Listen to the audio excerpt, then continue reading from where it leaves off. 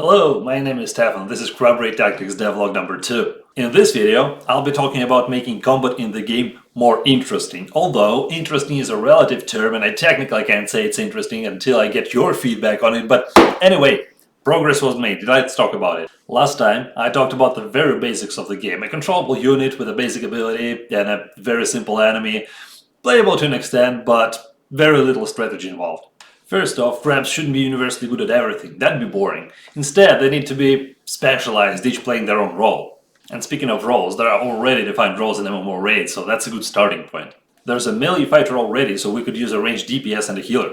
And of course, there are also tanks, but that's a more complex topic, I'll cover it a little bit later. I started with a single target healing ability and a projectile-based ranged attack. I also made another enemy that would use the same ranged attack, so there's one more reason for the player to reposition their squad. And that's where I started on tanking mechanics. Enemies felt more like an environment hazard at this point, with a behavior as simple as hitting first thing in sight. For that, I introduced a threat system. Monsters would remember who hit them and how hard, and direct their wrath upon the ones who hurt them the most. Healing the one they actively attack would also make them mad, you can call it psychic damage or something. With that, combat became much closer to what I envisioned, and also the need for upgrades were introduced to increase or decrease threat generation.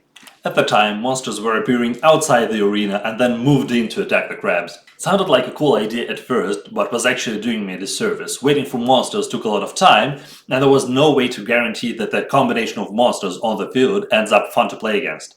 I fixed it with something I initially deemed too lazy, just drop a pre-configured squad on the battlefield. That way there's always action and it's much easier to balance. Also, dropping multiple squads at once made things even more dynamic.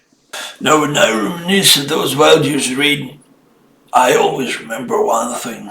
And this is boss patterns. The most crucial thing, arguably, in any MMO boss fight is boss's attack pattern and abilities that require coordinated group behavior to mitigate. In reaction to those, players group up together, spread out, pick up buff MacGuffins and do a bunch of other weird stuff that boss designers make them to. Whether there is boss on the playfield or not, I wanted Roguelike Tactics to always have those things to worry about. Come on now, I'm a dungeon master, I need my players to suffer, just the right amount though, everything's good in moderation. So that's why I implemented a system that's responsible for producing such effects, both beneficial and harmful.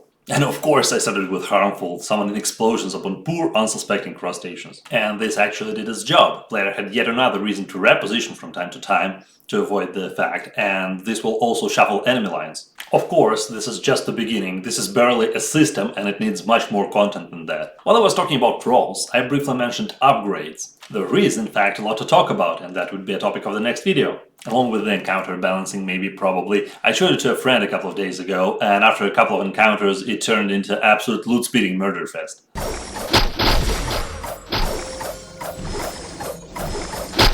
Thanks for watching and showing interest in the game. Let me know what you think down there in the comments, and I'll see you in the next one.